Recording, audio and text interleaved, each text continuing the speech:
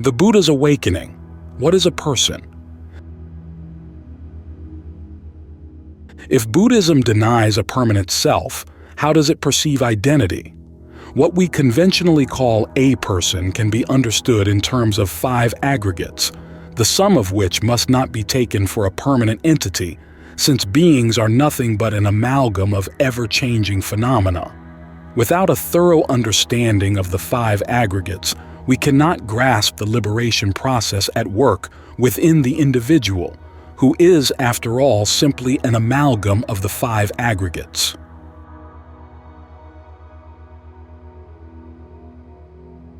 The Khandhas as burden and path. The Buddha's awakening gave him, among other things, a new perspective on the uses and limitations of words. He had discovered a reality, the deathless, that no words could describe. At the same time, he discovered that the path to awakening could be described, although it involved a new way of seeing and conceptualizing the problem of suffering and stress. Because ordinary concepts were often poor tools for teaching the path, he had to invent new concepts and to stretch pre-existing words to encompass those concepts so that others could taste awakening themselves. One of the new concepts most central to his teaching was that of the Khandhas, which are most frequently translated into English as aggregates. Prior to the Buddha, the Pali word khandha had very ordinary meanings. A khandha could be a pile, a bundle, a heap, a mass. It could also be the trunk of a tree. In his first sermon, though, the Buddha gave it a new psychological meaning, introducing the term clinging khandhas to summarize his analysis of the truth of stress and suffering. Throughout the remainder of his teaching career, he referred to these psychological khandhas time and again. Their importance in his teachings has thus been obvious to every generation of Buddhists ever since. Less obvious, though, has been the issue of how they are important. How should a meditator make use of the concept of the psychological khandhas? What questions are they meant to answer? The most common response to these questions is best exemplified by 2 recent scholarly books devoted to the subject. Both treat the Khandhas as the Buddha's answer to the question, what is a person? To quote from the jacket of the first, if Buddhism denies a permanent self, how does it perceive identity? What we conventionally call a person can be understood in terms of 5 aggregates, the sum of which must not be taken for a permanent entity, since beings are nothing but an amalgam of ever-changing phenomena.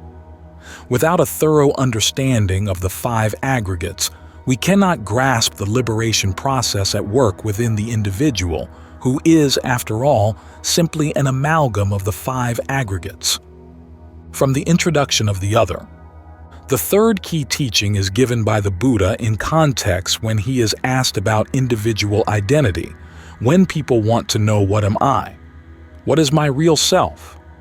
The Buddha says that individuality should be understood in terms of a combination of phenomena which appear to form the physical and mental continuum of an individual life.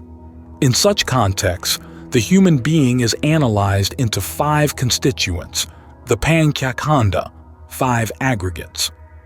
This understanding of the khandhas isn't confined to scholars. Almost any modern Buddhist meditation teacher would explain the khandhas in a similar way. And it isn't a modern innovation. It was first proposed at the beginning of the Common Era in the commentaries to the early Buddhist canons, both the Theravadan and the Sarvastivadin, which formed the basis for Mahayana scholasticism. However, once the commentaries used the khandhas to define what a person is, they spawned many of the controversies that have plagued Buddhist thinking ever since. If a person is just khandhas, then what gets reborn? If a person is just khandhas, and the khandhas are annihilated on reaching total nibbana, then isn't total nibbana the annihilation of the person? If a person is khandhas, and khandhas are interrelated with other khandhas, How can one person enter nibbana without dragging everyone else along? A large part of the history of Buddhist thought has been the story of ingenious but unsuccessful attempts to settle these questions. It's instructive to note, though, that the Pali Canon never quotes the Buddha as trying to answer them. In fact, it never quotes him as trying to define what a person is at all. Instead, it quotes him as saying that to define yourself in any way is to limit yourself, and that the question, "What am I?" is best ignored. This suggests that he formulated the concept of the Khandhas to answer other, different questions. If, as meditators, we want to make the best use of this concept, we should look at what those original questions were and determine how they apply to our practice. The canon depicts the Buddha as saying that he taught only two topics, suffering and the end of suffering. A survey of the Pali discourses shows him using the concept of the Khandhas to answer the primary questions related to those topics. What is suffering? How is it caused? What can be done to bring those causes to an end? The Buddha introduced the concept of the Khandhas in his first sermon in response to the first of these questions. His short definition of suffering was the 5 clinging Khandhas. This fairly cryptic phrase can be fleshed out by drawing on other passages in the canon. The 5 Khandhas are bundles or piles of form, feeling, perception, fabrications, and consciousness. None of the texts explain why the Buddha used the word khandha to describe these things. The meaning of tree trunk may be relevant to the pervasive fire imagery in the canon, nibbana being extinguishing of the fires of passion, aversion, and delusion, but none of the texts explicitly make this connection. The common and explicit image is of the khandhas as burdensome. We can think of them as piles of bricks we carry on our shoulders. However, these piles are best understood, not as objects, but as activities, for an important passage defines them in terms of their functions. Form, which covers physical phenomena of all sorts, both within and without the body, wears down or deforms. Feeling feels pleasure, pain, and neither pleasure nor pain. Perception labels or identifies objects. Consciousness cognizes the 6 senses, counting the intellect as the 6th, along with their objects. Of the 5 khandhas, fabrication is the most complex. Passages in the canon define it as intention, but it includes a wide variety of activities such as attention, evaluation, and all the active processes of the mind. It is also the most fundamental khandha, for its primary activity is to take the potential for the experience of form, feeling, etc., coming from past actions, and turn it into the actual experience of those things in the present moment. Thus, intention is an integral part of our experience of all the khandhas. An important point, for this means that there is an element of intention in all suffering. This opens the possibility that suffering can be ended by changing our intentions or abandoning them entirely, which is precisely the point of the Buddha's teachings. To understand how this happens, we have to look more closely at how suffering arises, or, in other words, how khandhas become clinging khandhas. When khandhas are experienced, the process of fabrication normally doesn't simply stop there. If attention focuses on the khandha's attractive features, beautiful forms, pleasant feelings, etc., it can give rise to passion and delight. This passion and delight can take many forms, but the most tenacious is the habitual act of fabricating a sense of me or mine, identifying with a particular khandha or set of khandhas, or claiming possession of it. This sense of me and mine is rarely static. It roams like an amoeba, changing its contours as it changes location. Sometimes expansive, sometimes contracted, it can view itself as identical with a khandha, as possessing a khandha, as existing within a khandha, or as having a khandha existing within itself. At times, feeling finite, at other times infinite. Whatever shape it takes, it's always unstable and insecure, for the Khandhas providing its food are simply activities and functions, inconstant and insubstantial. In the words of the canon, the Khandhas are like foam, like a mirage, like the bubbles formed when rain falls on water. They're heavy only because the iron grip of trying to cling to them is burdensome. As long as we're addicted to passion and delight for these activities, as long as we cling to them, we're bound to suffer. The Buddhist approach to ending this clinging, however, is not simply to drop it. As with any addiction, the mind has to be gradually weaned away. Before we can reach the point of no intention, where we're totally freed from the fabrication of Khandhas, we have to change our intentions toward the Khandhas so as to change their functions. Instead of using them for the purpose of constructing a self, we use them for the purpose of creating a path to the end of suffering. Instead of carrying piles of bricks on our shoulders, we take them off and lay them along the ground as pavement. The first step in this process is to use the Khandhas to construct the factors of the Noble Eightfold Path. For example, right concentration. We maintain a steady perception focused on an aspect of form, such as the breath, and use directed thought and evaluation, which count as fabrications, to create feelings of pleasure and refreshment, which we spread through the body.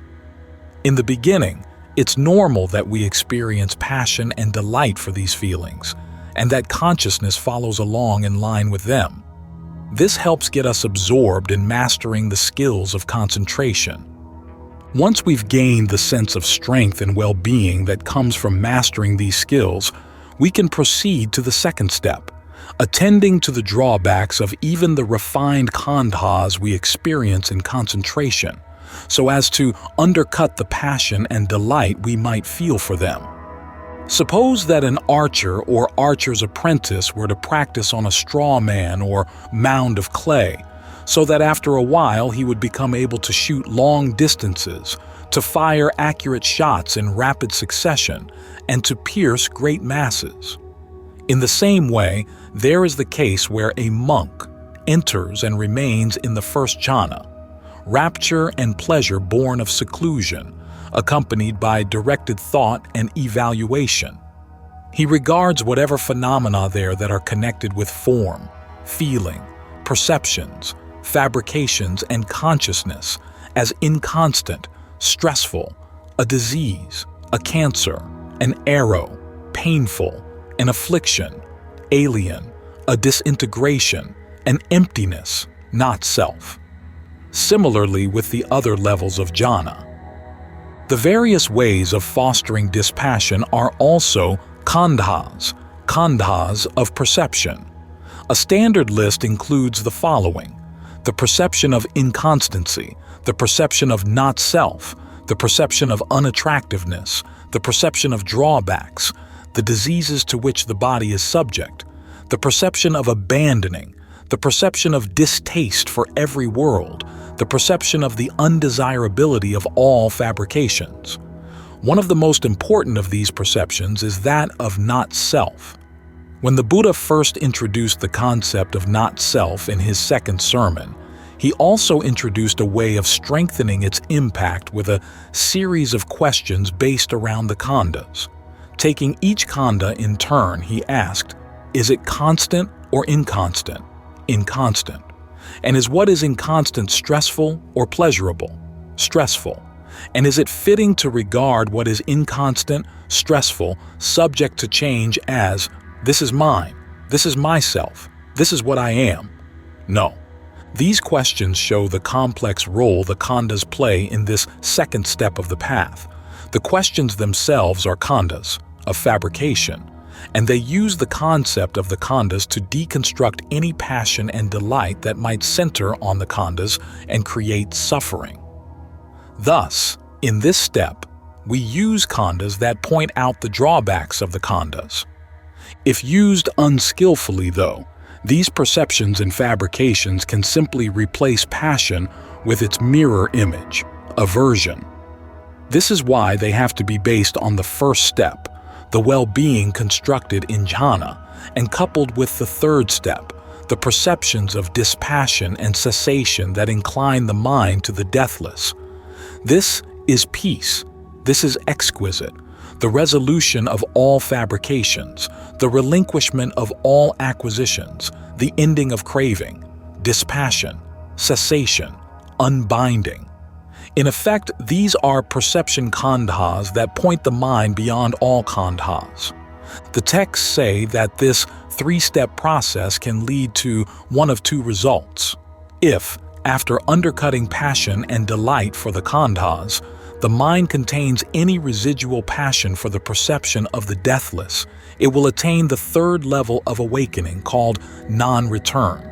If passion and delight are entirely eradicated, though, all clinging is entirely abandoned, the intentions that fabricate khandhas are dropped, and the mind totally released. The bricks of the pavement have turned into a runway, and the mind has taken off. Into what? The authors of the discourses seem unwilling to say, even to the extent of describing it as a state of existence, non-existence, neither or both. As one of the discourses states, the freedom lying beyond the khandhas also lies beyond the realm to which language properly applies.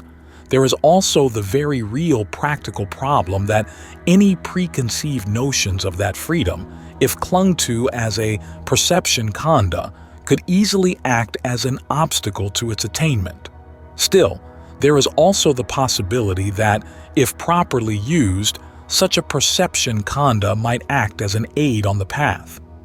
So the discourses provide hints in the form of similes, referring to total freedom as the unfashioned, the end, the effluentless, the true, the beyond, the subtle, the very hard to see, the ageless permanence, the undecaying, the featureless, non-elaboration, peace, the deathless, the exquisite bliss, solace, the exhaustion of craving, the wonderful, the marvelous, the secure, security, unbinding, the unafflicted, the passionless, the pure, release, non-attachment, the island, shelter, harbor, refuge, the ultimate.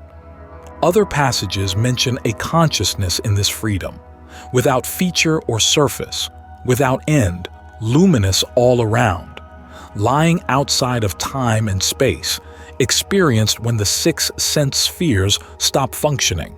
In this it differs from the consciousness khandha, which depends on the six sense spheres and can be described in such terms as near or far, past, present, or future. Consciousness without surface is thus the awareness of awakening, and the freedom of this awareness carries over even when the awakened person returns to ordinary consciousness. As the Buddha said of himself, freed, dissociated, and released from form, the Tathagata dwells with unrestricted awareness, freed, dissociated, and released from feeling, perception, fabrications, consciousness, birth, aging, death, suffering and stress, defilement. The Tathagata dwells with unrestricted awareness. This shows again the importance of bringing the right questions to the teachings on the khandhas. If you use them to define what you are as a person, you tie yourself down to no purpose. The questions keep piling on. But if you use them to put an end to suffering, your questions fall away and you're free. You never again cling to the khandhas and no longer need to use them to end your self-created suffering. As long as you're still alive, you can employ the khandhas as needed for whatever skillful uses you see fit. After that, you're liberated from all uses and needs, including the need to find words to describe that freedom to yourself or to anyone else.